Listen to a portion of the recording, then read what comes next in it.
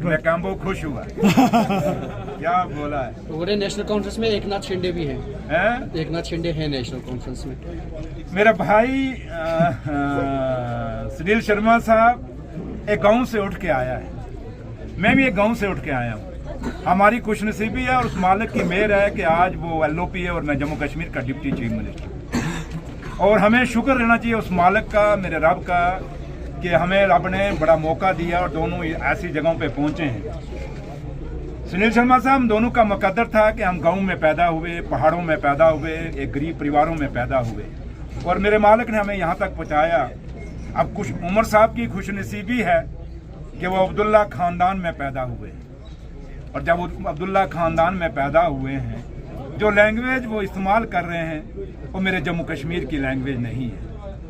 जो चीज़ें, जो वर्डिंग वो यूज़ कर रहे हैं उमर साहब के लिए और जिस तरीके और जिस अंदाज से वो बोल रहे हैं सुनील शर्मा साहब, मुझे लगता है कि मेरे बुजुर्गों ने कभी विरासत में ये ऐसी लैंग्वेज हमें नहीं दी है। रही बात कि नेशनल कॉन्फ्रेंस वेंटिलेटर पे है, सुनील शर्मा साहब असम का बड़ा लंबा सफ़र करके आए हैं, थके हैं, हारे हुए हैं। थके मतलब इलेक्शन तो जीत गए, वैसे थके हारे एक वर्ड होता है। थके हारे हुए हैं, नींद पूरी नहीं हुई, जागते रहे हैं। उस जगराते में उनको याद नहीं अभी कि जम्मू कश्मीर के हालात कैसे हैं। मेरे भाई, अगर जम्मू कश्मीर आज वेंटिलेटर पे है, उमर अब्दुल्ला सरकार की वेंटिलेटर में है, तो ठीक है। क्या आपका मकसद सिर्फ सरकार तक है? क्या लोगों के मुद्दे आपके पास नहीं है? आज पिछले 11-12 साल में जब PDP और BJP के लोग हुकूमत में थे और सुनील शर्मा साहब आप मिनिस्टर थे, तो मुझे ये बता दीजिए कि उस समय जो लोगों के हाथों में, इन बेरोजगार बच्चों में जो बेरोजगारी के सर्टिफिकेट थमा दिए, आज घर घर में बच्चा बेरोजगार है, इसके ऊपर आप क्या कहेंगे? 11-12 साल में आज के आपके टीचरों की भर्ती, आपको याद होगा उमर साहब के टाइम 2012 में टीचर की भर्ती हुई थी, उसके बाद कोई टीचरों की भर्ती नहीं हुई। जो टीचर्स की पोस्टें थी उन्होंने फ्रीज हुई, किसके टाइम पे हुई? सुनील शर्मा साहब आपके टाइम पे हुई, PDP के टाइम पे हुई, आपकी कोलिशन सरकार थी।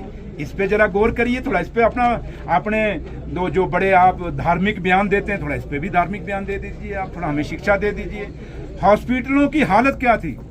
मैं पहली दफ़ा जब मैं हॉस्पिटल में मैं गया था जम्मू, मेरा एक वर्कर बीमार हो गया था, सीरियस था, तो मैं जब मेडिकल कॉलेज के अंदर गया था, कॉकरेज चल रहे थे। और आज कभी जम्मू मेडिकल कॉलेज में जाना, हालात क्या हैं?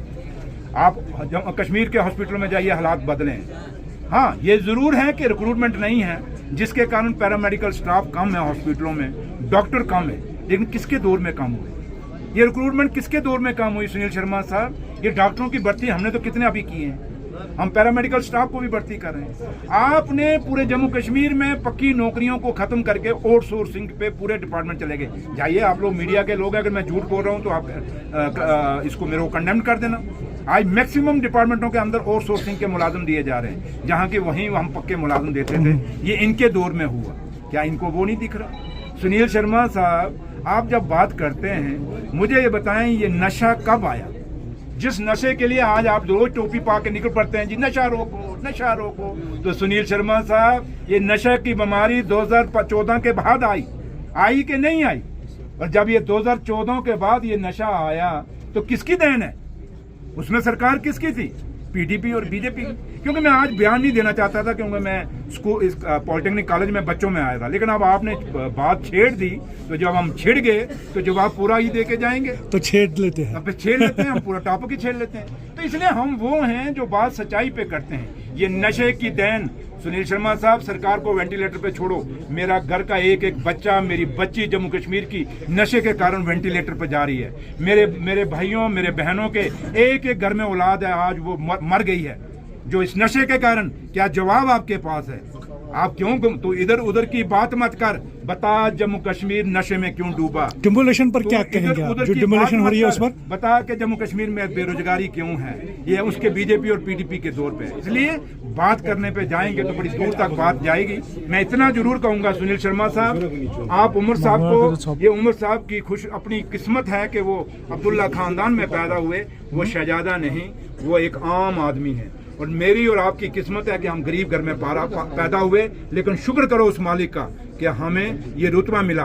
कल सुनील शर्मा साहब, आपके बच्चे सियासत में आएंगे, मेरे बच्चे 2 बेटे हैं, वो सियासत में आएंगे, क्या कल उसको भी आप शहजादा बोलोगे?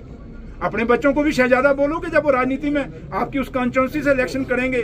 तो इसलिए कहते हैं जब उमर अब्दुल्ला की तरफ आप एक उंगल कर रहे हो, 3 उंगलें आपकी तरफ आ रही हैं, और एक वादा करके आप बोलो कि आप अपने बच्चों को सियासत में नहीं लाएंगे सुनील शर्मा साहब, लेकिन अगर आप लाएंगे तो ये वीडियो तब तक रहेंगी जब तक आपके बच्चे जब सियासत में। मेरी उन बच्चों के लिए हमेशा आशीर्वाद, मैं दुआ करूंगा और बच्चों की लंबी उम्र हो, और मैं दुआ करूंगा बच्चे भी बुलंदियों में पहुंचे सुनील शर्मा साहब के। लेकिन ये मकसद, ये बात नहीं है, बात मुद्दों पे करिए।